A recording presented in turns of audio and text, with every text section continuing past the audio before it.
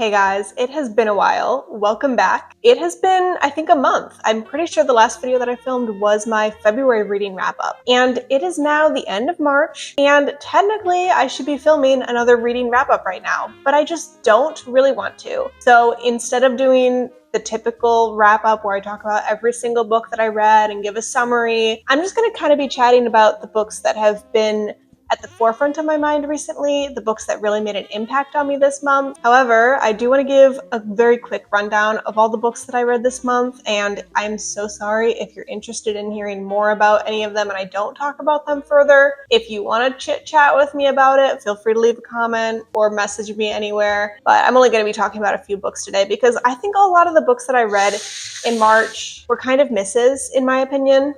But we'll get into that. Okay, so I only have a few physical books with me here, and I'm going to go in the order that I read them, kind of rapid fire. So the very first book that I read this month was A Clockwork Orange by Anthony Burgess. However, I'm going to go more in depth about this one because I rated it 5 stars. So you'll hear a bit more about that later. Next book that I read is How Democracies Die by Daniel Ziblatt and Stephen Levitsky. This is a nonfiction book and I did not rate it. It literally talks about how democracies die. It gave an overview of many different democracies all across the world and how those fell in the past and kind of the history of those and how those democracies turned into autocracies and dictatorships. And the book is really just trying to highlight the warning signs that people should be looking out for. It's often comparing the current administration and the path that America seems to be taking right now, but the authors are not necessarily saying that we are going that way, but they are trying to give you these warning signs and make you aware of what you need to be looking out for. It was a good book. Anyways, I said I didn't want to ramble, so I'm going to move on to the next one now. The next one that I read was Orlando by Virginia Woolf. I don't want to talk about this book. I feel so bad. I did not like it. The book follows Orlando, who is a man, and one day he finds himself as a woman. However, the book is a lot more than that, but I just found the plot itself to be quite dull, and it was a bit of a slog to get through. However, I really think that this was a case of right book, wrong time, so I didn't end up reading this book, and I will give it another try in the future. But I don't want to go too much into this one because it just was not a highlight of the month for me. Ooh, the next book is Crooked Kingdom by Leigh Bardugo. I absolutely loved this book, so I'm going to be talking about it a little bit later. Then I read Flowers for Algernon by Daniel Keyes. I don't have the physical book with me, but I will be talking about it later because I also really loved that book. Next, I read The Tipping Point by Malcolm Gladwell. This is a nonfiction, so I did not rate it, but it really talks about how something rises from seemingly nothing into popularity and what exactly is that tipping point that makes it just boom. However, this book, I finished the book and I was like, okay, I knew that already. I didn't get anything out of this book, honestly. And this is definitely not Malcolm Gladwell's best work. I would not recommend it, personally. And it's also pretty old. And I think that the data in it is, the data is still relevant, but it's old and it could be better, you know? You can get better information from other media. So I'm not going to talk about this book any further. Then I read Harry Potter and the Deathly Hallows, the final book in the Harry Potter series. This is a reread for me. It was 5 stars, probably one of the best books in the series, honestly, in my opinion, but I'm not going to talk about it. If you want to hear about Harry Potter, there are countless people on the internet who will talk about it, but you're not going to be hearing it from me. Can you tell that I'm feeling just lazy? I'm sorry, guys. It's been a while, and I just don't want to sit and just talk like I'm talking from a script about all these books. I only want to talk about the books that I genuinely love. Then I read Dangerous Minds by Janet Ivanovich. This is a book that my dad gave me, and that's the only reason I read it. Janet Ivanovich, she's a writer. She writes very fluffy prose, and it's so surface level. This is kind of like a brain rot book for me. No shade to her, just for me personally. And this is a mystery book. An island went missing. They're trying to discover it, and there's tension between the 2 main characters, and it did not work. I did not like this book. I gave it 2.25 stars. Moving on. And then I read Andromeda by Therese Bowman, and I really liked this book as well, so I'm going to be talking about it later. And the final book that I read in March is The Quickest Kid in Clarksville.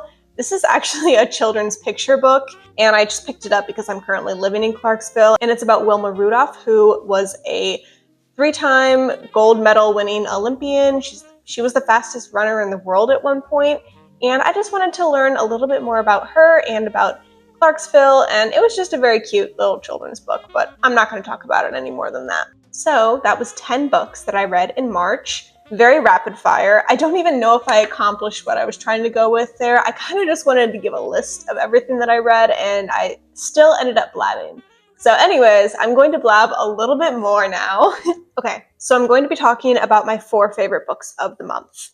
Starting with A Clockwork Orange. This is by Anthony Burgess, as I said earlier. So this book is a nightmare vision of a not-so-distant future where at night, violence really takes over. The book is narrated by Alex, who is the leader of a teenage gang. The language that Alex uses is a very inventive slang, and it's called nadsat. So if you watched the movie A Clockwork Orange, you might be a little bit familiar with the nadsat language.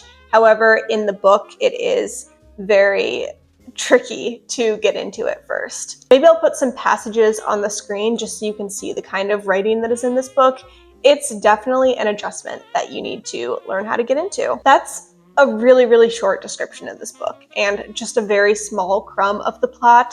I'm really hesitant to say too much about it. I feel like you really need that element of surprise when you're reading this book. I don't want to dive into spoiler territory, and when I talk about my feelings for this book, I'm also going to try very hard not to spoil this book because, I guess, spoiler alert, I really want you to read this book. As for my experience, I really struggled with the nadsat language when I was first getting into the book. And then I realized that in the back of the book there is a glossary of the nadsat language. But then I was struggling even more because I was trying to flip back and forth between the two, and it was just a constant translation game, and it made the whole reading process really clunky. I actually almost put the book down for good just a few chapters in, but I'm really glad that I decided to keep going. And I just decided that instead of trying to translate every single word, I was going to just use context clues and read it as if it's any other sort of book.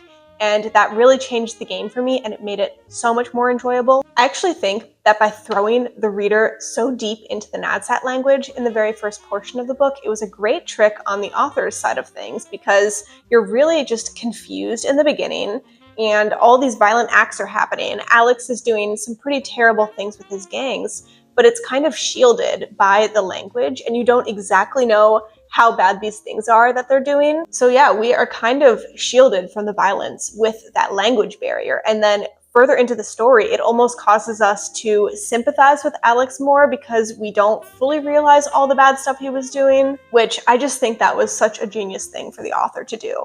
Honestly, not sure if that was his intent, but that's how I interpreted it. The language just really causes our vision in the beginning to be altered and blurred, and I just think that really worked well for the beginning of this book, actually. So the literary theme of free will was really the driver of this entire story, and I can't get too deep into it without spoiling a big plot of the book.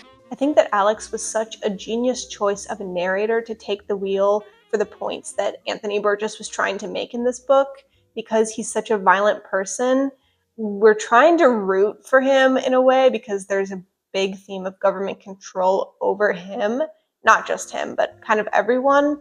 But we're focusing on the government control over Alex, and we want to sympathize with Alex, but at the same time, we know that he's such a violent person. And do we want the government to control these violent people, or do we value being able to make a choice as humans and have that morality? Alex was such a crazy character. Honestly, my jaw was just dropping with so many of the lines that he was saying throughout this book. And then back on the government control point of things, I just found that theme to be very chilling to read about, especially in current times. Honestly, I just finished this book and I would not stop thinking about it. And that's how I knew that it was going to be a 5-star read. I really wanted to go back and reread it right away just to see what I got out of it the second go around. I also will say I'm very glad that I didn't watch the movie before reading this book. It's a very popular movie, I think. At least it's very popular with like film nerds. I'm sorry, I shouldn't say that. It's very popular with people who are really into film, and I did end up watching the movie after I read this book, and obviously I liked the book more, but the movie was very well done, and I think that it did show themes of the book very well. However, it was a very dramatized version of it, and you definitely lost some pretty big aspects and themes of this book. So I would highly, highly, highly recommend reading this book. I really love it, and I can't stop thinking about it. And that's everything I have to say about A Clockwork Orange.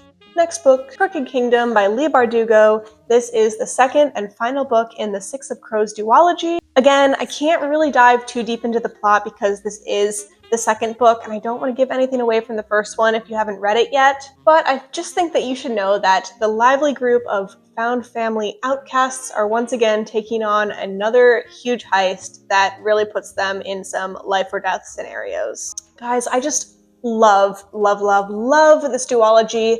I think that the world is so well crafted. I love the Grishaverse, and I really appreciate that Leigh Bardugo can tell the story so well, but at the same time, it's intricate, but she doesn't leave me confused. Yeah, the world building and the magic system are just so, they're told so well that you're just pulled right in. It's immersive and it's easy to follow. So what truly made Crooked Kingdom stand out for me is that we already knew the cast of characters from the first book, and we already know them so well and love them. So we're getting to dive deeper into their relationships and who they are as people in this book. Same goes for Six of Crows, but the multiple point of views are just perfect for this story, especially because you have such a big heist going on. You really get to see all the different point of views and how these people are experiencing it in their own time. And you have a lot of different intricacies of the heist, so it is very important that you're getting to see what's going on from each character's head. There are just a lot of side quests and moving parts in this book, so it's great that we get to see it all happening at once. It just makes everything feel very dynamic and engaging, and I just love that. Also, in Crooked Kingdom, I loved the heist even more than the heist in the first book. I think that the stakes felt higher and the twists hit even better in my opinion on this one. Yeah, I really think that I need to read the Shadow and Bone trilogy, and then I think that there is another maybe duology. Oh yeah, it's on here. The King of Stars? I can't read apparently. The King of Scars. I don't know if that's a duology or not, but I also need to read that, and then I really want to reread this duology already. Guys, can you tell that with my favorite books, I just want to reread them? And it sucks because I have so many books that I still need to read. How will I ever get to all the books in the world? I don't know. That's a question that I'll forever be asking myself. Anyways, that's enough about Crooked Kingdom. Loved this book. Another 5-star read. Highly recommend the duology. The next book that I want to talk about is Flowers for Algernon. This is by Daniel Keyes. I think that a lot of people read this book when they were in school, but I never read it. And it was recommended to me by my fiance. He thought that I would love it, and I don't know what he wanted to do to me, but maybe he just wanted me to break down and cry. I don't know, but this book was heartbreaking, guys. So if you don't know the story, Charlie Gordon is born with an unusually low IQ. He's been chosen as a perfect candidate for a experimental surgery that will hopefully raise his intelligence. And this procedure has already been tested and highly successful on a mouse named Algernon. So as the treatment takes effect, his intelligence grows, but then it begins to grow rapidly, and he starts to exceed everyone that he meets. The question is, will the effects last? So like I said, this book is heartbreaking. Oh my goodness. If you are looking for a cry, pick this book up. However, this book is more than just a really sad story. I never really took a moment to think about the value that society places on intelligence. Some humans may have an implicit bias when they meet someone and they don't meet their expectations of where they think that they should be at their age or current stage in life. Humans may find it challenging to have to interact with someone who is either less smart or more smart than them. I would say this is probably because humans are afraid of feeling uncomfortable, and I would argue that this book really highlights these themes. This book is special because we get to experience through Charlie's eyes what it's like to be looked at as inferior by everyone he meets, but then also what it's like to be looked at as someone who is way more advanced than everyone he meets and how he's treated because of that. This book also explores the lasting impacts of childhood trauma, which is very difficult to read about, but also super necessary at the same time. I just thought this book made me think a lot, and I wasn't expecting that when I went into it. I actually think that if everyone in the world were to read this book, we'd be a much more empathetic society. That's all I have to say about Flowers for Algernon. I think I gave it 4.5 stars. I really loved the book, and I'm glad that I read it.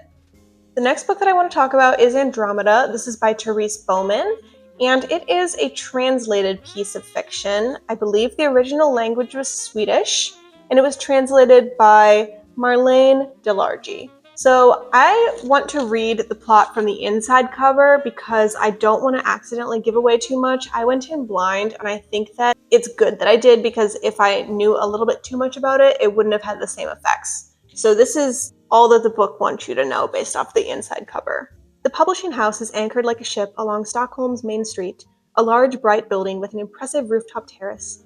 The facade is a grid of wood and granite, flags with a cursive R sway in the wind, R as in Bryden's.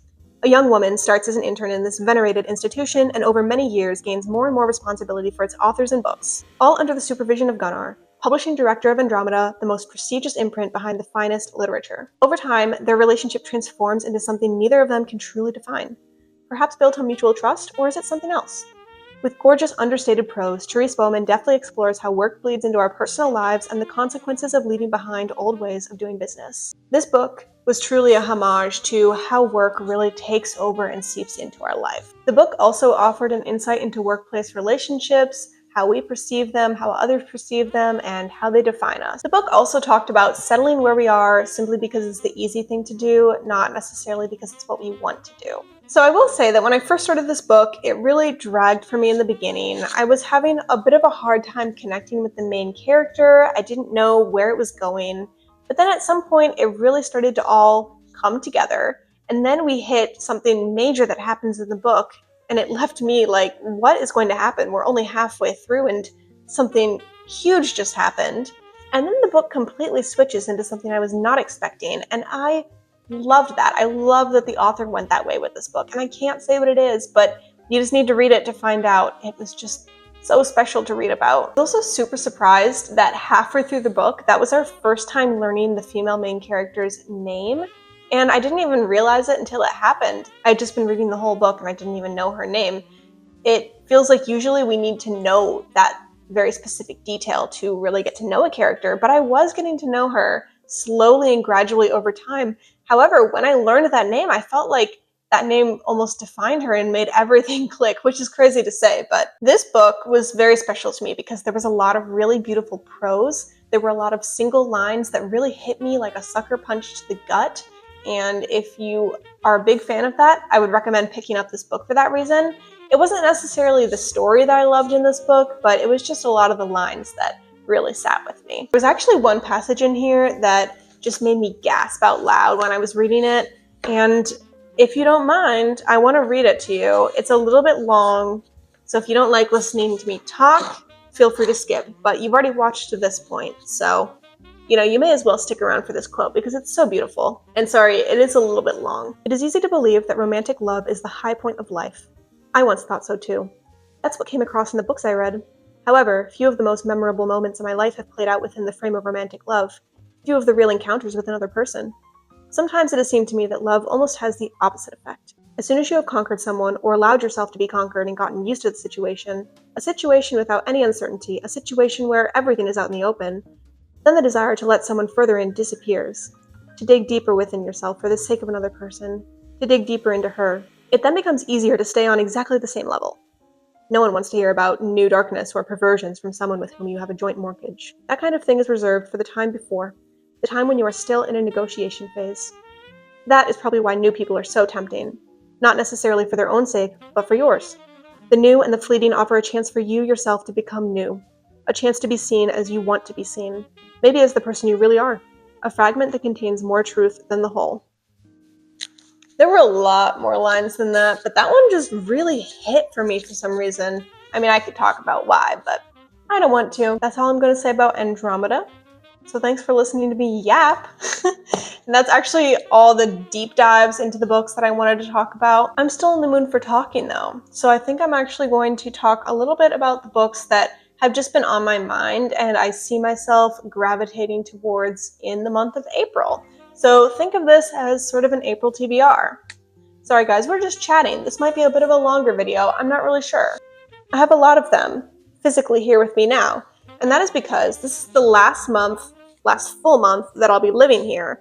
I really would like to make it through as much of my Tennessee TBR as I can before I move, so then I could just put them onto my permanent shelf instead of a TBR card. In no particular order, I will talk about the books. The first one I actually don't have physically. It's The Left Hand of Darkness. This is a book that was picked for my book club. I have actually already started reading it, and it is a science fiction. I'm not going to say too much about these books. I'm just going to say the titles, just because I'm in the mood for talking about the books that I want to read, okay? And then I want to read Poems by Rainer Maria Rilke. I don't know how to say his name, but I'm just slowly entering my poetry era, guys. I think that poetry is very intriguing, and I want to learn a little bit more about it. I haven't really read poetry since high school, so I thought that this author seemed like a good place to start. I'll let you know what I think about it. And then I want to read The Conditions of Will. This is by Jessa Hastings, and it comes out tomorrow when I'm filming this. Hopefully, if I can actually post this on time, it comes out today when you're watching this. I'm super excited to read her new book. If you don't know, she's the author of the Magnolia Park series and of Never. I haven't read Never yet. I'm kind of just waiting. I don't know what I'm waiting for, but I'm just waiting. Now for some of the physical books. I am going to try and finally get to Morningstar. This is the final book in the original installation of the Red Rising series. So originally it was a trilogy, and I'm very intimidated by this book, mostly because it's been maybe 2 years since I read the second book, and I kind of forgot a lot of it, and I don't really want to reread the first two before I can read this. So I'm probably going to have to look up some sort of summary online to kind of refresh my brain, but this is a pretty tricky science fiction book, so we will see if I get to it, if I can actually brave up and read it for once. I've had this on my monthly TBR for maybe 5 months in a row now, so maybe April will be the time. And then we have Dark Matter. This is by Blake Crouch. And one of my favorite YouTubers at the moment, Kalila, is always yapping about this book, and she is going on and on about how amazing it is. I'm intrigued. And I would also love to watch the series that has come out about it. This is another science fiction. Actually, that's my third science fiction of the month. So it's going to be a very science fiction heavy month, which is literally not a genre I ever read. So we'll see if I can even make it through. And then I want to read Artificial Intelligence, The Quest for the Ultimate Thinking Machine. I have this book because I got it for Christmas, and fun fact, I actually really dislike AI.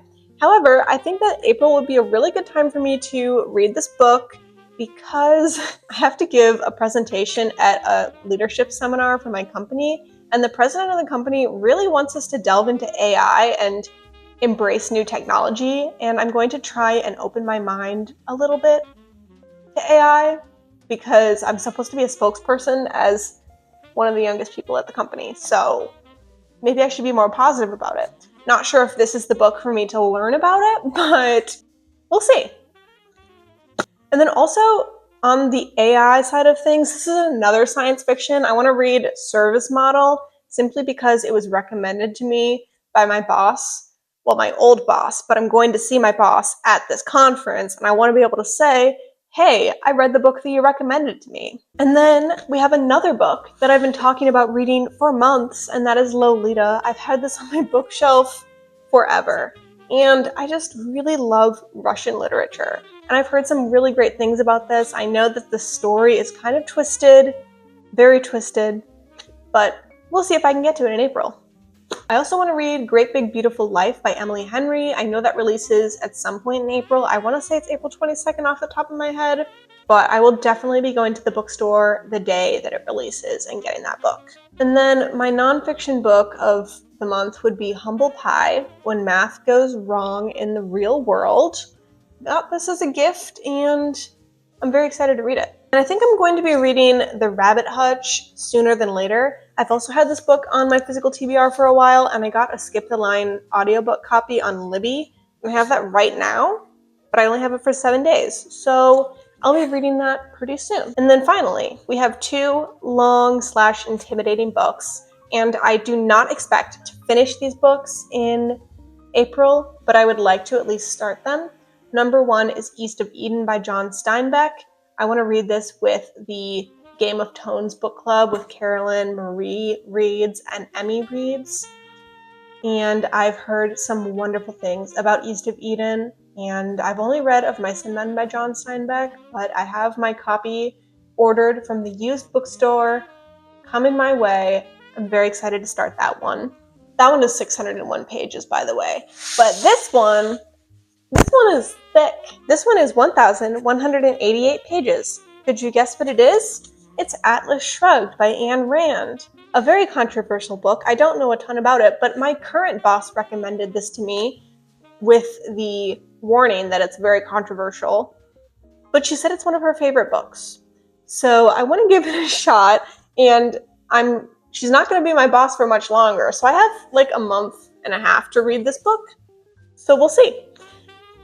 And with that, I'm going to end this video. I've done enough talking. Thank you so much for listening to me. I'm glad to be posting again. And I have some very excited videos planned for this month, so stay tuned.